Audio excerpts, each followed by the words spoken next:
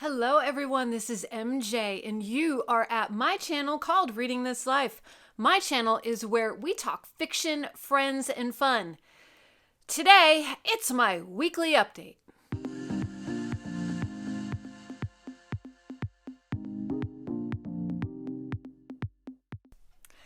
Remember, before we get started, give me a thumbs up. I'd really appreciate it. I hope you're all doing well. Okay, so this week was really difficult for me. Why? Because I got sick last Thursday. I had sinus allergy, head cold, whatever. Incapacitated most of the weekend. It was just awful.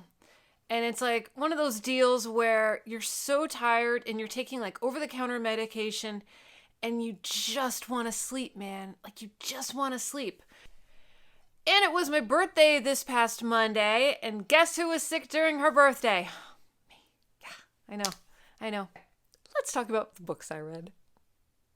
Let's talk about my week in reading. Oh, it's so sad. So I will say 2 audiobooks saved my week, as well as one book that was mind-blowingly good. I've got genres for everyone this week, I'm telling you. All right, maybe not everyone, but most of the population that watches Booktube. Okay, so we're going to get into what I read. Okay, so the first thing that I finished this week, and I finished it on Saturday. Thanks to everybody that hung out with me for a Saturday sprint. I think we sprinted at like 5:30 in the morning, and that was awesome because I was up and I wasn't feeling well, and y'all kind of kept me company, which was cool. The first one that I finished, I loved this book. This is Psychic Teenage Bloodbath by the author Carl John Lee. It's an extreme horror novel. And look at that cover. I will say, the cover on the actual book in color is wonderful. It reminds me of Grady Hendrix, My Best Friend's Exorcism. It has that vintage 70s vibe to it, the coloring, and it looks a little dirty and worn. Oh, it's just awesome. So this book, they give you, there's a foreword in the book that's really informative about the author, as well as telling you about the trigger warnings. Now, the trigger warnings are there to serve a purpose. They tell you to go to the back of the book if you want to see the trigger warnings, but also they could be considered spoilers. So I did not want to be spoiled. So just know that in the foreword, they do tell you, what to expect a little bit, and you can go to the back and check it out for yourself. But the vibe of this book, listen, I gave it 5 stars. 5 stars. I was gripped. I had a good time. I was invested in the characters. Some of it could get ridiculous at times, but all in all, it gave me that 70s B-movie vibe, almost like a Carrie, but not, okay? So we have our protagonist, and she is in the beginning of a relationship with another female.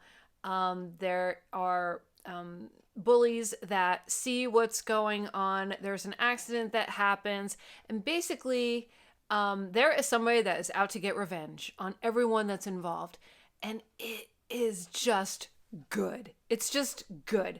So if you love horror, you need to read this one. If you are tiptoeing into horror, maybe it's not your cup of tea. I would probably hang back. But if you love that extreme horror vibe without like a lot of, I don't know, like I think I've read some worse. Is that an accurate word? I've read more severe extreme horror than this one. But all in all, like I had fun reading it. And I don't know if that says something about me, but it was just fun. It's a fun book. And you're kind of rooting for somebody, but then you're not sure if you're supposed to root for that person anymore. It's just good. It's just good. So I gave it 5 out of 5 stars. I think it came out in October of 2022. I know a lot of people got it in the Abominable box. If you subscribe to the Abominable box, that was out in one of your subscriptions out there somewhere. But yeah, really good. Short book, 250 some pages, but fantastic. then your girl started feeling worse. So Aliens Vasquez was a buddy read that I had with Criminale. I started it and I got maybe a fourth of the way through and I couldn't read anymore. Why? Because I was so fucking sick and I couldn't read. It is so far what I've read is really, really good. It speaks true to the character of Vasquez. And we're going through her backstory a little bit. We're going through before you saw her in the Aliens movie, what her family life was like, what growing up was like, what high school was like. You're getting little snippets of her life. Yeah, and I don't want to spoil it, but there's children in here too. So like I said, that's just in the amount that I've read. I only am in part 2. I think there's 5 parts to the book maybe, but it is fun. It's fun. If you love aliens, if you love sci-fi, if you love the movie Aliens and you love Vasquez as a character, totally pick it up. So this is a have to be finished because I can't, for some reason when I'm sick, I can't like focus. I can't read. Like I read and then it's a page and then the book is on my chest and I'm falling asleep. It's just me. It just, I got completely derailed this week, you know? I'm telling you. All right. So what saved me was So Long and Thanks for All the Fish. And that is by Douglas Adams. And this is the last of the Hitchhikers, I believe, in the series. This is, hi, Watson. This is number 4. Hi, did you just burp? Hi, bud.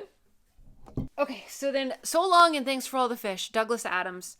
Let me tell you with this book, I wasn't sure what to expect. We have our favorite characters still here, and there's a bit of a love story. And I really enjoyed that part. The other part that I really enjoyed is, oh my God, the British humor. The British humor was just so good. I just loved it. Not a lot of Zaphod in this book, but it was charming. It was funny and it was charming. And I gave it 4 out of 5 stars. I really liked it. I think I liked it as much as the first. I would rank it the first, the fourth, the third, and the second in that order for preference for me. That, and you know how much I enjoyed it. So yeah, really, really good. It's not a standalone. You have to read at least 1 to get to 4, I think. I don't think you need 2 and 3. Do you need 2 and 3? I mean, you should, because that's how you read a series, but I don't know if it's necessary. Okay. And then today, and that was an audiobook that I consumed. Then today I started Love Pamela. Love Pamela. Pamela Anderson. She came out with her autobiography. And this woman has lived a life. Lots of trauma. Lots of trauma. Some stories may shock you. I am probably 70% in, and I will finish it tonight. And it's just, I just want to hug her. I just want to hug her. She has such a high-pitched voice, though. I will say, do not listen to this audiobook at increased speed. I'm not sure exactly what it would sound like, but oh my goodness. What's up, bud? What? All right, pet bathroom break. Be right back. Oh my gosh, my dog is such a dream. I'm sitting, well, here's the story, is that when he was a puppy, I taught him how to ring a bell to go outside. Just standard Pavlov's training, operant conditioning. Come here. I'm trying to see if he wants to be on camera. This is a little toy. It's a little alien. So I'm up here. My husband's not home. So he comes up here and he's looking at me and I'm like, well, what do you want to do? And he walks out, he comes back in, and then he starts pawing at my leg. And I'm like, do you want to go outside? And he looks at me and he's like, yeah. So Watson had a wee. Okay, but now I'm back. I digress. Okay, where was I? I was talking about Love Pamela. Okay, just it's fascinating getting behind public persona. Does that make sense? So we're getting little snippets into, her story and what actually happened. And in this story, she talks about from when she was a small child up until, the famous story of when she was discovered on the, Jumbotron at a Canadian football game, to Tommy Lee to her other marriages and relationships, and talking about her sons. Her sons are so important to her. So right now I'm at the point where she's separated from Kid Rock or divorced from Kid Rock. I think they were married, weren't they? And Tommy Lee and Kid Rock just got into a fight at the MTV Awards, which didn't go over well. But anyways, so it's very good, but there are some traumatic stories in here. I will say there are sexual abuse triggers as well as animal welfare triggers. So know that going in. If you are not into either of those, you may want to bypass this one. But so far, really well done. It almost has a diary sounding aspect to it. Her prose is very descriptive. Man, this girl loves to live at the beach. I'll say that. Okay, so yes. So love Pamela. I would give 3.75 out of 5 if I were to rate it right now, but I'm not done. I have 2 hours left.